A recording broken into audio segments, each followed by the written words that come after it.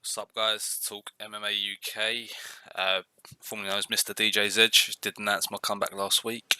But first video up, it's going to be a UFC 249, which is tonight.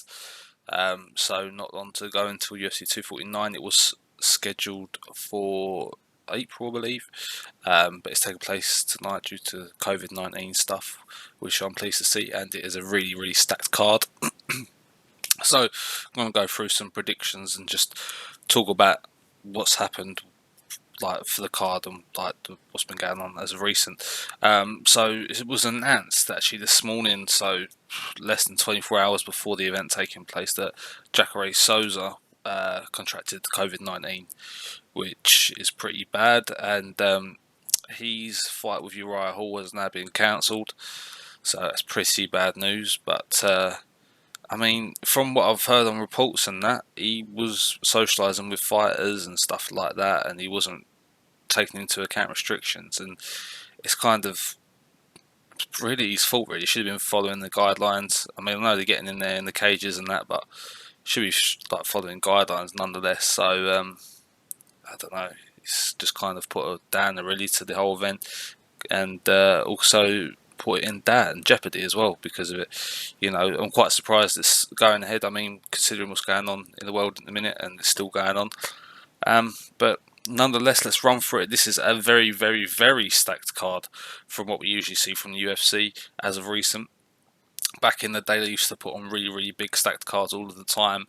But due to more demand of fights, and obviously they're trying to expand all that, they're laying on more events throughout the years.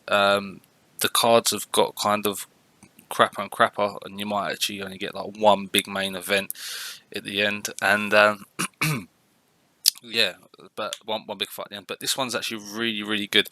I mean, just checking out on the prelims, you know, I'm going to start off with on the heavyweight bout on the prelim card. So I'm going to start off with Fabricio Word and Alexei Oilink. I mean, not being funny, that's a pretty big fight to start off with as well in the prelim card. You know, Fabricio Wordum, I think it's going to get that one. I'll say by TKO KO.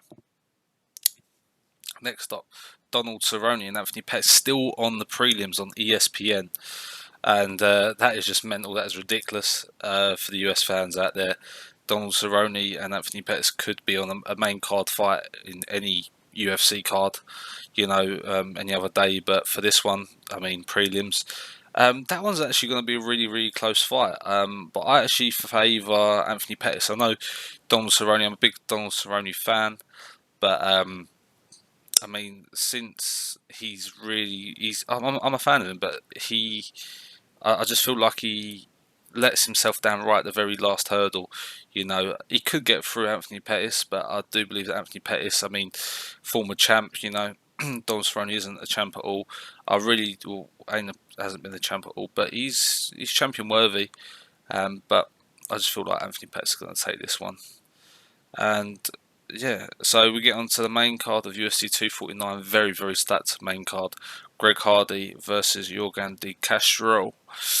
I'm going to go with Greg Hardy on this one in the heavyweight bout. So that's my prediction. And then we've got a catchweight bout because Jeremy Stephens, during the weigh-ins, actually weighed in above weight. He was 150.5 pounds, which is 4.5 pounds over. He is being fined for that, you know, so he's getting basically an undisclosed percentage. God knows what that is, but a percentage of his paycheck is going to be taken from him because he has failed to make weight, and rightly so. So that's a catchweight bout. So yeah, but I don't know. You know, I think Jeremy Stephens, I mean, because he's probably had to try and cut weight at the last minute as well, could be a bit laggy, you know, could be a bit withdrawn. You know, I reckon that could have an impact on him. It sounds like he's had a really bad weight cut. It's either that or he just can't really care. And but I'm gonna go with Calvin Kattar on this one. Heavyweight, big fight. Francis Ngannou versus Jairzinho Rozenstruik. I can't even pronounce that last name. But Francis Ngannou all day long, big hitter, once upon a time a massive, or not say once upon a time, but still could be a massive title contender. And he's got that striking power. So Francis Ngannou all day by KO/TKO. Bantamweight title bout: Henry Cejudo versus Dominic Cruz. I really want Dominic Cruz to win. I know Henry is the champion, but Dominic Cruz all day. Dominic Cruz is so good on the ground. Henry Cejudo is good on the ground as well. I mean, it is gonna be a ground and pound battle. It's just gonna be a grappling battle, and I really do hope that Dominic Cruz comes out on top. Just as a side note, I do love the commentary that he's doing alongside Joe Rogan on the pay-per-views usually, but no, Dominic Cruz all day long. I just want it to happen. And then in the main event, so I want to say Dominic Cruz by submission. Clarify that. In the main event, lightweight bout: Tony Ferguson versus Justin Gaethje. All day long, Tony Ferguson, Justin Gaethje. I mean, have you seen his performance lately?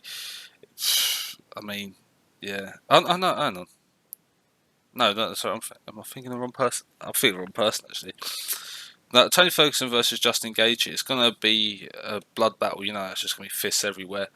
Tony Ferguson could take him to the ground. I just think where Tony's so diverse, I just think that's just going to catch Justin out all day long. And I honestly do think Tony Ferguson is going to come back out the champ. So I'm hoping for one new champion tonight, and then Tony Ferguson. Yeah, it's Tony. Yeah, and then Tony Ferguson stay champ. I believe he's still champ. Was it? Oh no, sorry, it's interim. Yes, fucking hell, what am I talking about? So yeah, Tony Ferguson to be interim champion for the lightweight division. So yeah, they're my predictions. I mean, sorry if it's a bit like, oh, he doesn't know what the hell he's talking about. I mean, I must admit, where the UFC's got so mainstream as of late, when I was covering these events back in the day, it wasn't as mainstream. But I mean, where it's just got so mainstream now, especially here in the UK, it's just ridiculous. Like, it's got to the point where I'm like, oh, some of the events ain't even worthy. Everyone in the UK just wants to talk about Conor McGregor and stuff like that. I don't know. I just got fed up with it. I love the sport. Don't get me wrong, but I'm just tired of people that want to just know about MMA or UFC in general because it's all Conor McGregor. Like, bun that, mate. Fuck that shit. So I haven't really been keeping up to date with it, if I'm honest with you, just because of the massive hype and that. It kind of pushed me away a little bit. But yeah. So no, it should be really, really good fight card tonight. I'm really liking this one. UFC 249. Catch it on BT Sport in the UK. And to be fair, see, this is what does me in, yeah, is that this card UFC 249 is very pay-per-view worthy in my opinion.